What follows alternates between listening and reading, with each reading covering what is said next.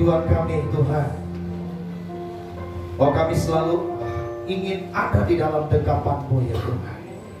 Kami selalu ingin ada di dalam hadirat-Mu, karena kami tahu bahwa di dalam hadirat itu kami akan memperoleh ketenangan. Di dalam hadirat itu kami akan memperoleh kedamaian. Kami bersyukur ya Tuhan, pada saat sore hari ini Engkau ada di tempat ini, Engkau bersama-sama kami di tempat ini, dan kami percaya Bapa bahwa Engkau akan memberkati setiap kami. Amin. Di malam hari yang pertama ini ya Tuhan, KKR selama 10 malam ini ya Tuhan, kami percaya penyertaan Tuhan akan terjadi. Amin. Lawatan Tuhan Yes. akan terjadi. Kami percaya mujizat Tuhan akan terjadi. Oh Tuhan Yesus, kami mau menyerahkan ke dalam tangan. Sebab secara manusia kami tidak akan pernah mampu ya, tetapi biarlah Tuhan Allah saja yang dipermuliakan di tempat ini. Amin. Terima kasih Bapa di surga, memberkati seluruh hidup kami. Saat ini ketika kami mendengar kebenaran firman Tuhan, segala hal apapun yang menutup hati pendengaran kami, bahkan Tuhan saat ini akan coba mengalihkan perhatian kami. Kami tolak, kami usir, kami patahkan di dalam nama Yesus. segala kuasa itu menjauh dari tempat ini. Amin. Sehingga firman Tuhan yang kami dengar boleh pada malam hari ini ya Tuhan, boleh tertanam di dalam hati kami yang paling subur, sehingga firman itu boleh berakar, bertumbuh, dan menghasilkan buah. Terima kasih Bapa di surga, ini doa kami.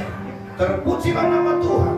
Di dalam nama Yesus kami berdoa dan mengucap syukur. Haleluya. Kita yang siap dengan firman Tuhan sama-sama katakan Amin.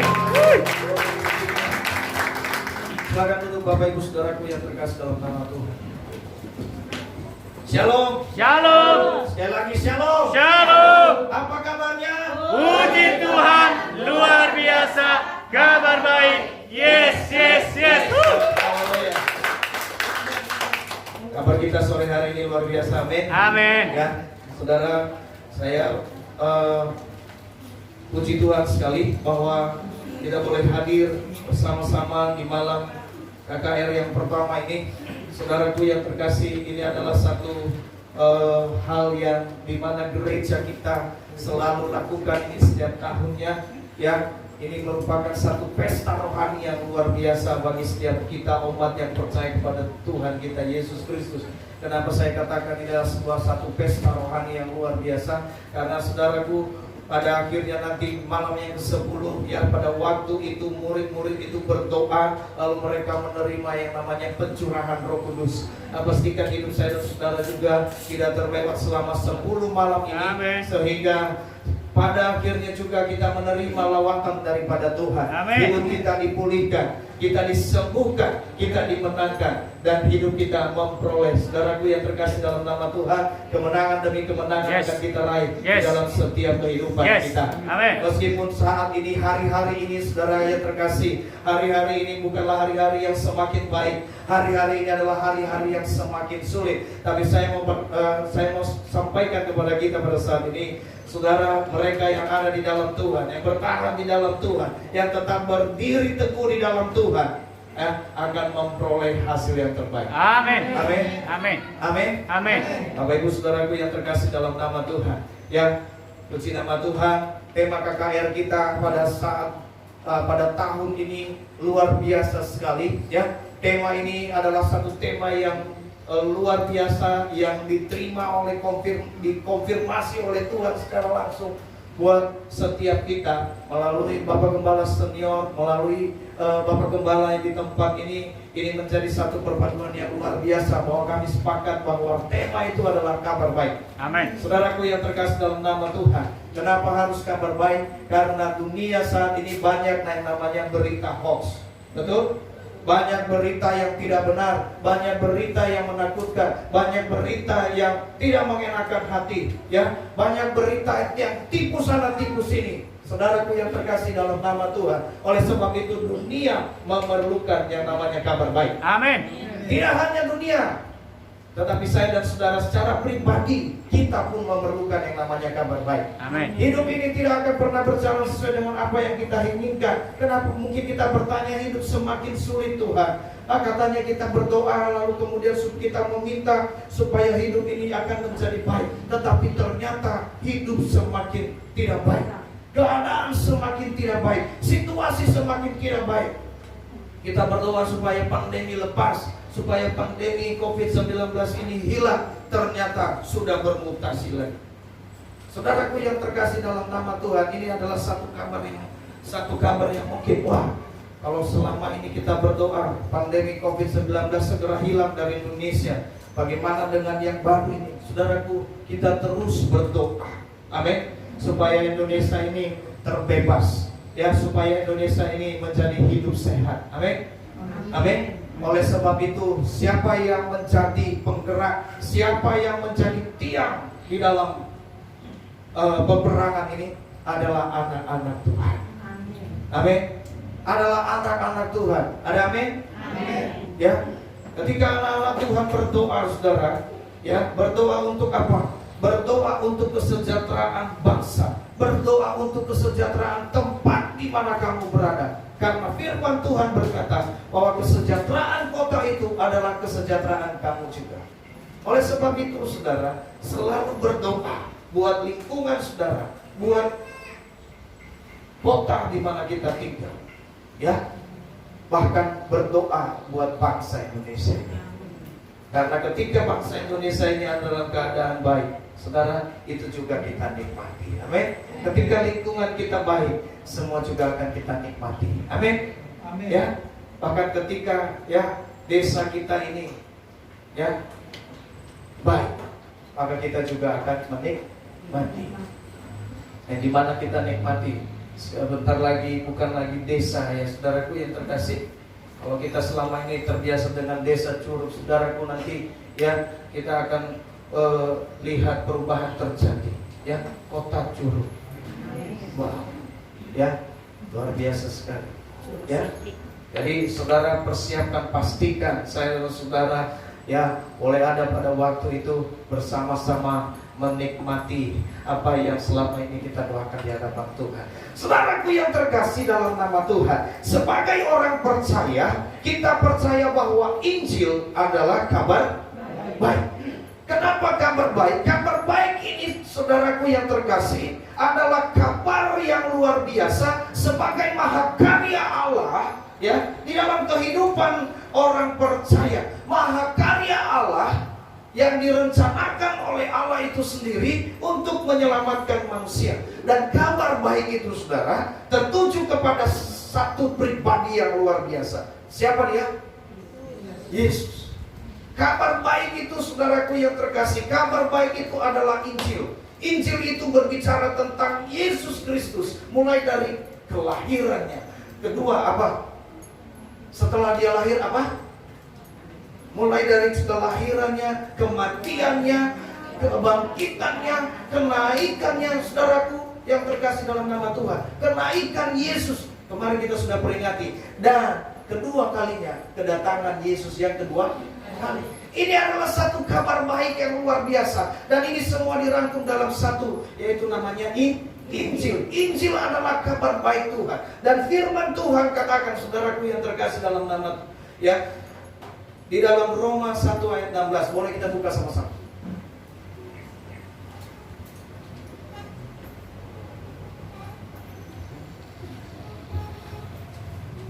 Sudah dapat? Roma 1 ayatnya yang ke-16 dan sampai ke-17. Kalau sudah dapat, kita baca bersama-sama.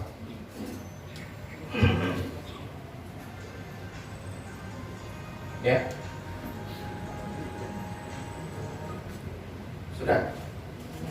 Kita baca bersama-sama. 1, 2, 3. Sebab aku mempunyai keyakinan yang kokoh dalam Injil, karena Injil adalah kekuatan Allah yang menyelamatkan setiap orang yang percaya, pertama-tama orang Yahudi, tetapi juga orang Yunani. Sebab di dalamnya nyata kebenaran Allah yang bertolak dari iman dan memimpin kepada iman, seperti ada tertulis, orang benar akan akan hidup oleh iman. Amin. Ada amin? Amin. Saudaraku, firman Tuhan yang barusan kita baca di dalam Roma 1 ayat 16 berkata bahwa sebab aku yakin, ya aku memiliki keyakinan bahwa Injil adalah kekuatan Allah.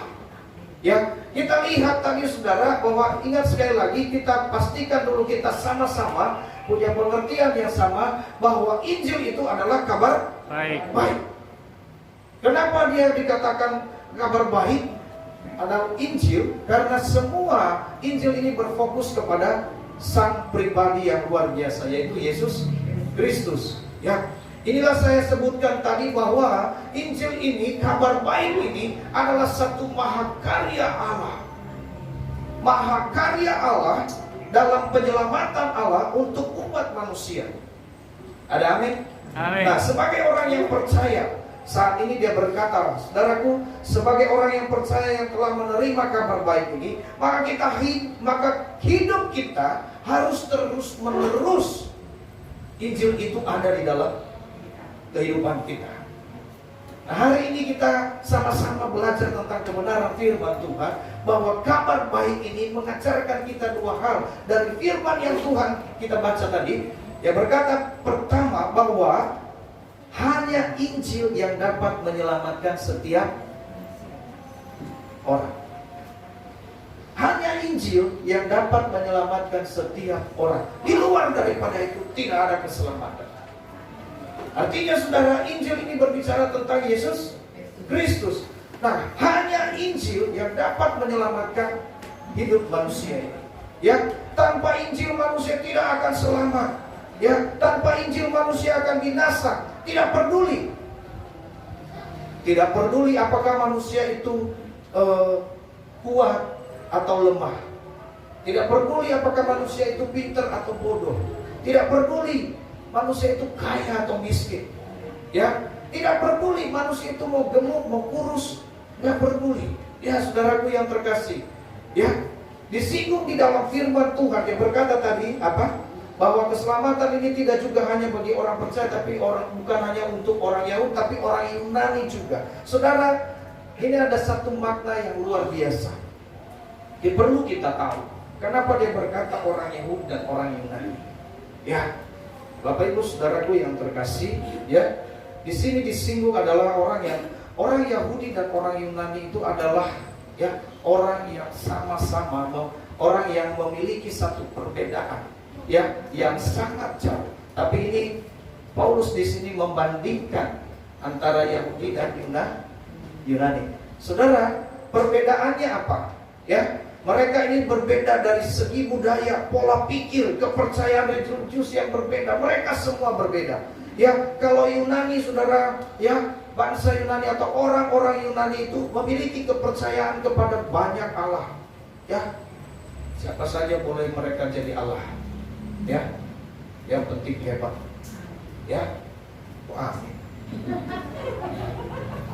Saudara yang terkasih dalam nama Tuhan, Yunani, ya, Yunani itu saudaraku lebih mementingkan logika, ya, lebih mementingkan logika dan filosofi. Ya, mereka juga punya cara peribadatan yang berbeda. Yahudi memiliki kepercayaan kepada Allah Yahweh. Ya, memiliki kepercayaan kepada Tuhan. Ya, bukan Yesus. Ya, ini Yahudi. Lalu mereka lebih mementingkan ya rohani. Ya, Yahudi ini rohani, Yunani logika. Betul?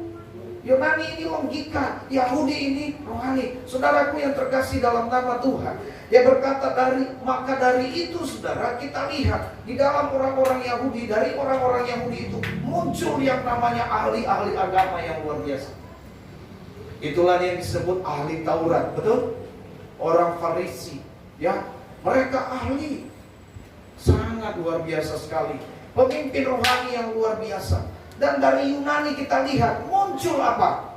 Ya, filosofi-filosofi yang luar biasa, pakar-pakar, ahli-ahli filsafat yang luar biasa.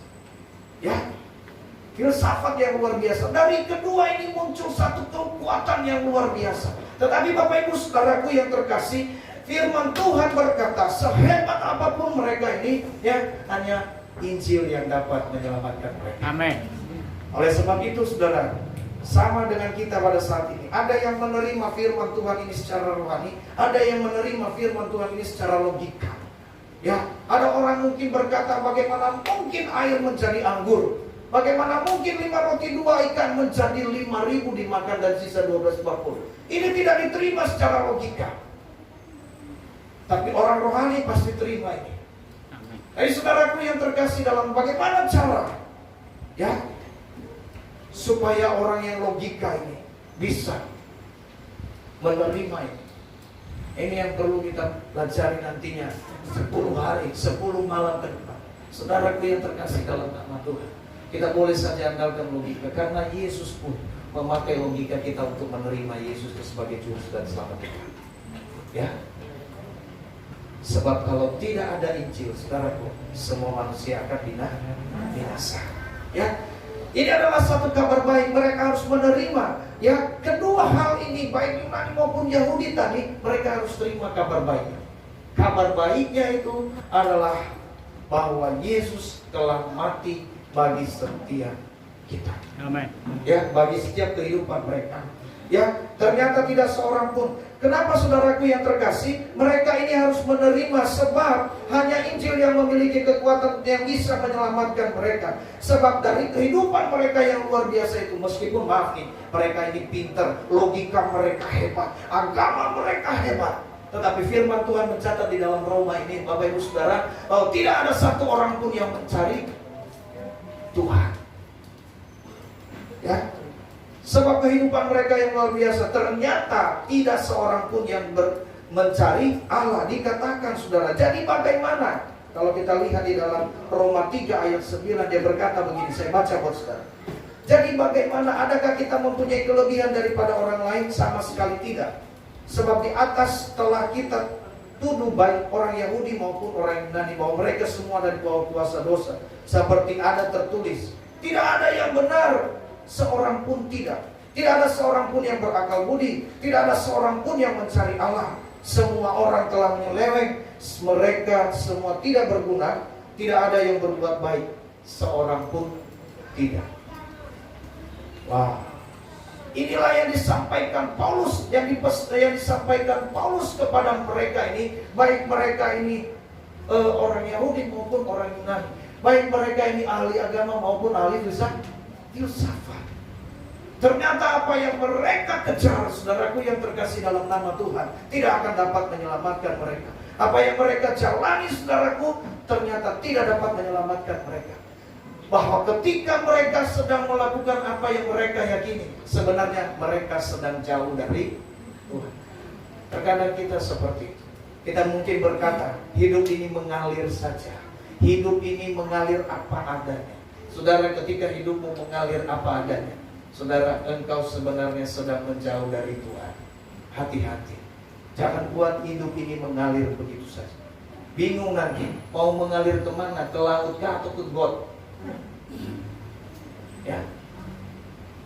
Jadi Bapak Ibu Saudaraku yang terkasih dalam nama Tuhan, ya, hidup ini harus tertuju, harus terfokus kepada Yesus Kristus. Tujuan kita harus jelas. Ada amin? Amin. Walaupun engkau mengalir, mengalirlah di dalam Tuhan. Ya. Ya, hanya Injil yang dapat menyelamatkan manusia. Semua perlu Injil, semua harus mendengar dan menerima kabar baik ini. Sebab apabila tidak, maka kita semua akan binasa. Ya, sebab firman Tuhan berkata, sebab semua orang telah berbuat dosa. Amin. Saudara dan saya telah berbuat dosa. Ketika kita berbuat dosa, kita harus dihukum. Kita harus menerima ganjaran sebagai bentuk daripada dosa kita. Ketika kita menerima ganjaran ini, saudara, ini adalah satu ganjaran yang luar biasa. Sebab upah dosa ialah maut. Kita harus menanggung penderitaan, kita harus menanggung kematian. Inilah sebenarnya kehidupan kita yang sebenarnya. Tetapi karena mahakarya Allah melalui Injil, kabar baik ini diberitakan bagi kita, kita terima dia. Ya, ketika kita terima kabar baik, saudaraku yang terkasih, Ia punya kekuatan untuk menyelamatkan saudara. Amin. Mungkin kita hari-hari ini kita bilang, oh Tuhan, saya sudah berdosa di hadapan Tuhan. Saya ini orang yang paling hina di hadapan Tuhan. Saya sering sekali berdoa sama Tuhan begitu, Tuhan ampuni saya. Saya percaya bahwa saya ini adalah orang yang paling hina di hadapan Tuhan. Orang yang paling hina di antara orang yang berdosa. Oleh sebab itu Tuhan ampuni hamba-Mu. Sebab firman Tuhan berkata, kalau kita tidak pernah mengaku dosa di hadapan Tuhan, kita menipu diri sendiri. Amin. Amin. Kita menipu diri sendiri. Makanya saya selalu, Tuhan, saya berdosa di hadapan Tuhan. Ampuni saya. Kenapa saudara kita perlu kabar baik? Kenapa kita perlu kabar baik ini? Kenapa hanya Injil yang bisa menyelamatkan hidup kita? Saudaraku yang terkasih, manusia itu diciptakan, ingat, manusia itu diciptakan bukan terjadi seperti ciptaan yang lain. Tetapi manusia itu diciptakan serupa dan segambar dengan Allah. Manusia itu adalah makhluk yang paling mulia di antara ciptaan, karena ia serupa dan segambar dengan Tuhan. Tetapi dosa, saudaraku yang terkasih, dosa, tingkah laku, yang mengakibatkan gambar itu rusak. Ibaratnya begini, saudara pernah lihat, saudara misalnya ada kaca jatuh pecah, berkeping-keping, lalu lihat muka saudara, ada di sana, ada di sana, ada di sana, ada di sana, betul? Lu bingung mana yang jelas nih muka saya,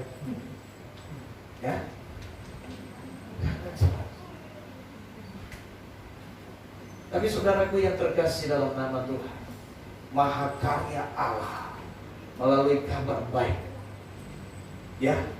ini memulihkan hubungan kita kepada Allah. Amin. Amin. Ia memulihkan hubungan yang rusak itu. Ia memulihkan hubungan yang jauh itu, sehingga engkau tidak perlu jauh-jauh, engkau tidak perlu berteriak. Engkau bisa datang sendiri di hadapan Tuhan. Amin. Inilah luar biasanya kabar baik itu, saudara. Kabar baik itu membuat kita semuanya menjadi mudah. Coba bayangkan saudara, kalau misalnya kita seperti saudara kita yang di seberang. Untuk menjadi pendeta, kita harus pergi ke Israel. Begitu kan? Untuk menjadi haji, kita harus naik haji, kita harus umroh. Bayangkan bagaimana Pak Naso bisa ke sana. Jangankan ke sana, keluar daerah aja bingung, ongkosnya nggak ada, kan? Gimana kita bisa menjadi hamba Tuhan? Tetapi melalui kabar baik, ingat, dengar, melalui kabar baik ini, saudara, Anda bisa menjadi seperti apa yang Tuhan mau. Amin. Amin. Anda bisa melayani Tuhan. Anda bisa datang dengan Tuhan kapan saja. Amin. Oleh sebab itu, terima kabar baik ini, hidupi kabar baik ini dalam kehidupan. Amin. Terima. Jangan ada yang berkata, wah, kabar baik. Kabar baik mah kalau kita dapat duit itu kabar baik. Lalu ada transferan. Nah, ini kabar baik. Saya kemarin bilang sama teman, bagaimana, boleh nggak minta tolong kami KKR? Mohon maaf ya. Saya bilang ini bukan kabar baik ini kalau mohon maaf. Betul nggak? Maaf melulu, ini bukan kabar baik. Saya bilang kabar baiknya bagaimana? Tunggulah 2 hari lagi. Nggak ada juga. Kabar baik dari manusia itu kecewa. Tapi kabar baik dari Tuhan tidak pernah mengecewakan. Amin. Amin. Maka itu saudaraku yang terkasih, ya, firman Tuhan ajarkan kita hari ini pertama bahwa hanya Injil, hanya kabar baik ini yang bisa menyelamatkan hidup saya sekarang. Amin. Maka terimalah kabar baik itu, terimalah Injil itu di dalam kehidupan saya saudara. Mungkin kita bilang, oh saya sudah terima Yesus. Yuk, saudara, kita lihat bukti daripada kita terima Yesus. Kalau kita sudah terima Yesus, kita benar-benar menghidupi Yesus itu dalam hidup kita. Amin. Maka yang kedua, saudaraku yang terkasih, ya, ini saya mau sampaikan bagi kita sebelum kita masuk yang kedua. Oleh sebab itu siapapun kita, sebesar apapun kesalahan kita yang telah kita perbuat, ya, sebesar apapun dosa yang kita sudah pernah perbuat, bahkan yang sedang kita perbuat, ya, seberat apapun masalah yang sedang kita alami hari-hari ini, saudara, sebesar apapun pergumulan yang kita alami, saudara, kehidupan yang sulit sekalipun, ya, dengar baik, terima kabar baik ini, yaitu Yesus Kristus sebagai juru selamat pribadi. Sebab hanya kabar baik ini, Injil ini, yang bisa memulihkan hidup saya sekarang. Amin. Yang bisa memulihkan hubungan kita dengan Tuhan. Kalau hubungan kita dengan Tuhan sudah baik, Bapak Ibu Saudara yang terkasih dalam nama Tuhan, ya, kita bebas meminta apa saja. Dia berkata apa? Minta apa saja di dalam namaku, maka aku akan melakukan. Artinya apa? Terima dia supaya hubungan kita diperbaiki. Kalau hubungan kita telah dipulihkan, maka selanjutnya yang kedua, saudaraku yang terkasih, dinyatakan di dalam firman Tuhan yang kita baca tadi, yaitu bahwa Injil harus menjadi pedoman dalam hidup kita. Kabar baik ini harus menjadi pedoman di dalam hidup kita. Amin. Kabar baik itu harus menjadi pedoman dalam hidup kita. Di dalam Injil itu sebab apa? Sebab di dalam Injil itu atau di dalam kabar baik itu nyata kebenaran Allah. Kita lihat saudara, kita lihat ketika kita menjadikan Injil sebagai pedoman dalam hidup kita, berarti kita sedang mengambil keputusan. Lihat, kita sedang mengambil satu keputusan untuk meninggalkan kehidupan kita yang lama. Amin. Amin. Amin. Kalau kita berkata bahwa oh aku terima Yesus dan saya mau menjadikan Yesus itu menjadi pedoman dalam hidup saya, artinya saudara, kita mengambil keputusan bahwa kita mau meninggalkan kehidupan yang lama. Kita tidak mau lagi hidup di dalam kehidupan yang lama. Sebab hidup bersama Yesus adalah hidup baru, hidup di mana Allah itu bekerja secara luar biasa dalam hidup kita. Amin. Amin. Ya, hidup lama harus kita tinggalkan, cara-cara yang lama, cara-cara hidup kita yang lama apa, saudaraku yang terkasih. Saya enggak usah jabarkan. Saya percaya saudara tahu hidup lama kita apa. Kalau hidup lama kita suka mabuk, hidup lama kita, saudaraku yang terkasih dalam nama Tuhan, suka marah-marah. Hidup lama kita suka nyimpan dendam, nyimpan kesalahan. Hidup lama kita egois, ingin menang sendiri, ya, ego, ya. Saudaraku, ini hidup lama, ya, kita memiliki akar pahit. Nah, ketika kita terima Yesus sebagai pedoman dalam hidup kita, maka kita harus ambil keputusan untuk tinggalkan itu. Amin. Amin. Tinggalkan. Jangan dengar bunyi yang lain yang bisa mengalihkan perhatian saudara. Amin. Tapi pastikan engkau fokus di hadapan Tuhan, ya, supaya jelas ketika kita pulang dari tempat ini kita punya sukacita. Amin. Amin. Kemudian Tuhan, ya. Ini adalah satu sifat yang harus kita tinggalkan ketika kita menjadikan Injil itu menjadi pedoman dalam hidup kita. Sebab tidak mungkin kita hidup kedua-duanya. Nggak mungkin kita hidup di dalam Injil lalu kemudian kita juga suka dalam dunia. Kita harus ambil keputusan. Kita harus ambil keputusan. Saya mau ikut Tuhan apa saya mau ikut dunia? saudaraku yang terkasih. Tapi ketika kita ikut Tuhan, berarti kita sudah harus memutuskan semuanya. Hubungan kita di luar daripada Tuhan diputuskan. Amin. Amin. Amin. Ya.